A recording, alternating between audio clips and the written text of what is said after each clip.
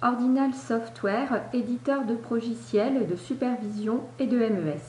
Nous allons vous présenter le module QPI. Nous allons nous baser sur une application de démonstration qui illustre une ligne de conditionnement. Nous allons tout d'abord nous mettre dans la partie conduite de cette ligne. Vous pouvez voir ici l'ensemble des conditionneuses qui comprend cette ligne, E503, 504, etc. On peut également visualiser l'état de cet équipement en production ou alors arrêté, le numéro de lot en cours sur cet équipement, ainsi que la quantité produite et la quantité de rebut sur chacune de ces machines. Nous allons également pouvoir visualiser l'ensemble de ces quantités sous forme de courbe. Ici est représentée en bleu la quantité produite et en rouge la quantité de rebut.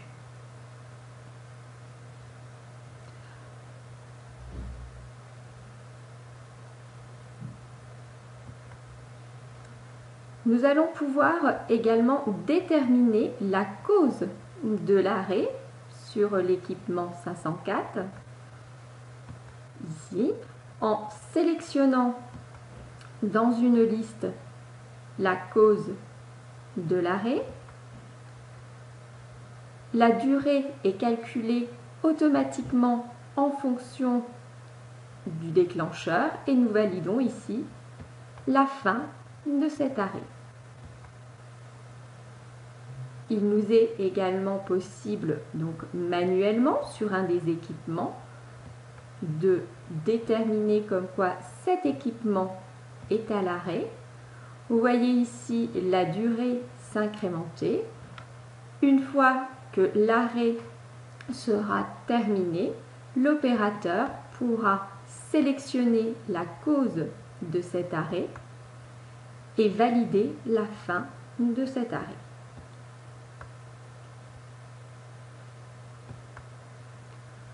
Il est également possible aux opérateurs de faire un autocontrôle sur leur machine. Une touche ici va apparaître toutes les 30 minutes et cette touche va lister l'ensemble des autocontrôles que les utilisateurs doivent faire. Ils ont en fin de compte ici une liste de critères qui est déterminée et ils vont devoir déterminer si l'aspect des pots est correct ou non, s'il y a des fuites ou non.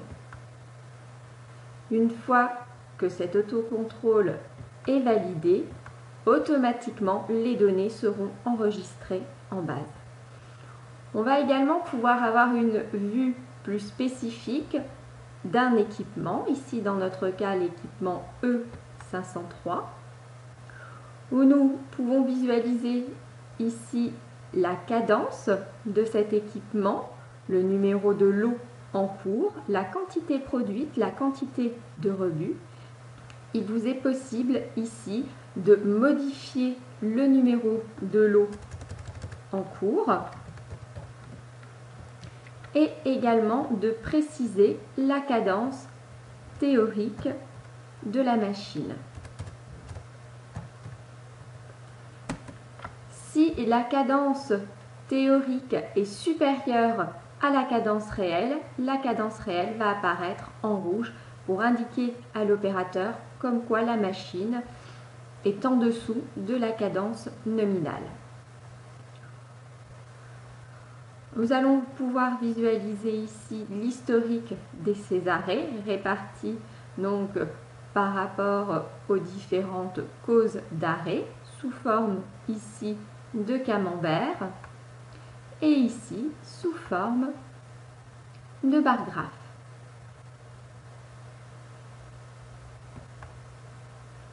Nous avons ici également une courbe du TRS qui va pouvoir être affichée. Nous retrouvons ici sous forme de tableau le temps cumulé des arrêts par tranche horaire.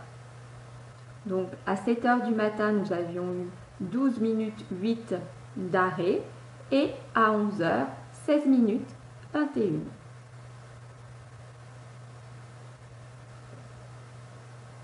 Nous allons maintenant pouvoir aller visualiser l'historique. Trouvez ici un traceur. Donc ce traceur, en fin de compte, vous indique les quantités produites sur l'ensemble de nos machines. Donc ici, on a illustré l'équipement E103 et E104. En production, il vous est bien sûr possible de rajouter des courbes et donc de configurer le traceur pour déterminer comme quoi en plus vous souhaiteriez avoir la courbe des rebuts sur un des équipements. Et donc de visualiser cette quantité de rebuts en noir. Il vous est également possible d'enregistrer ces configs et de les recharger, d'arrêter le mode temps réel pour vous mettre en mode historique et puis de faire des zooms sur une partie précise de la courbe.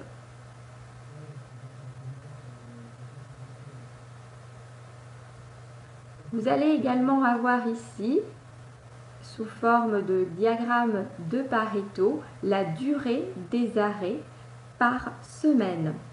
Donc ici, on voit que pour le type d'arrêt 101, en semaine 15, eh bien, nous en avons eu 250, pour la semaine 16, 150 et pour la semaine 17, 170. Vous avez également ici le visuel des autocontrôles qui ont été effectués avec la date et l'heure de réalisation de cet autocontrôle et l'ensemble des autocontrôles avec également le nom de la personne qui était loguée lors de cet autocontrôle. On va pouvoir également visualiser l'historique de nos arrêts en sélectionnant ici un type d'équipement. Nous retrouvons les dates de déclenchement ainsi que l'ensemble des arrêts et la durée de ces arrêts par rapport à l'équipement sélectionné.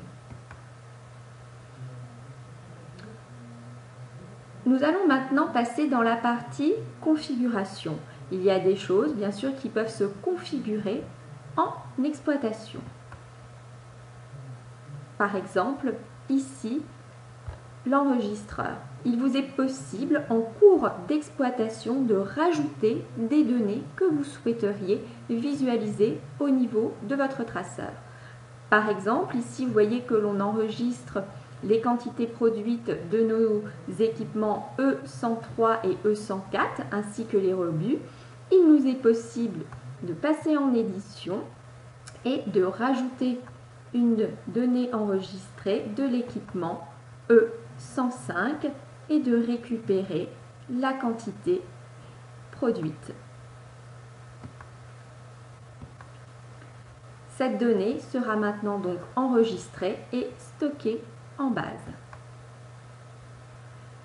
Il vous est également possible ici de paramétrer vos familles d'arrêts, vos catégories et l'ensemble des arrêts de votre installation.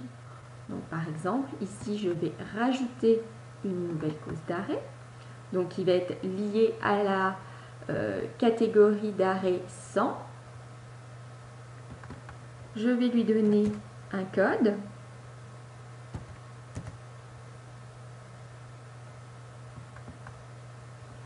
Et donc, je vais dire manque matière. Je valide. Et donc là, maintenant, de manière automatique, cette nouvelle cause d'arrêt va apparaître au niveau donc de la conduite de notre installation dans la liste des arrêts qui nous sont proposés. Donc, je vais simuler un début d'arrêt, je sélectionne le manque matière et je valide ensuite la fin de cet arrêt.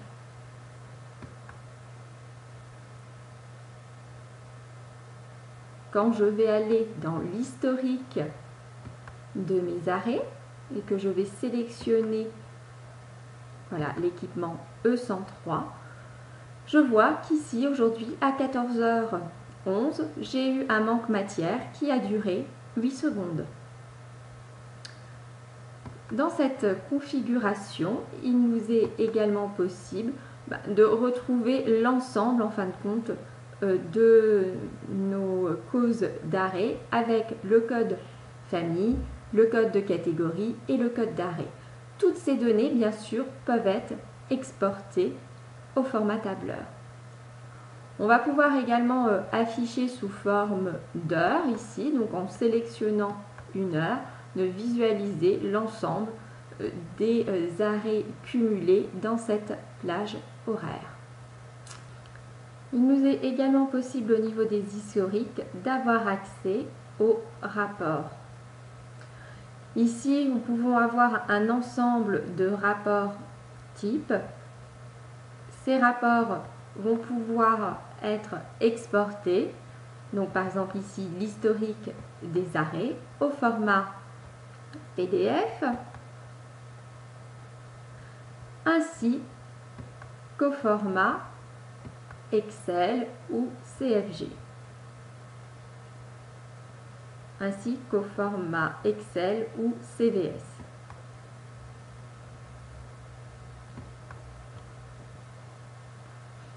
Donc vous allez pouvoir ici visualiser le rapport qui a été édité aujourd'hui à 14h14.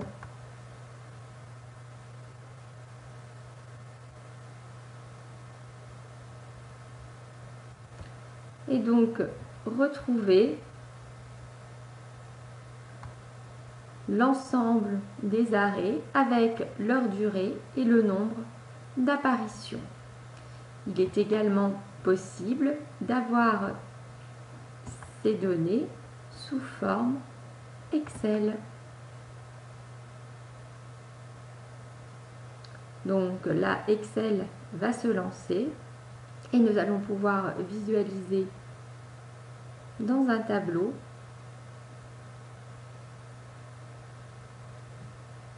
l'ensemble de ces données. Il vous est possible ensuite de faire les visuels que vous souhaitez par rapport à la liste de données.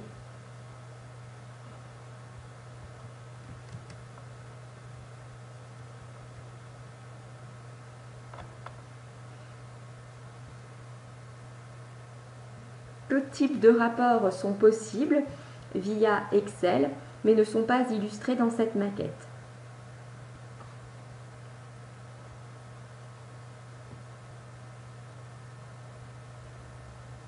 Nous restons à votre disposition pour tout renseignement complémentaire. N'hésitez pas à nous contacter.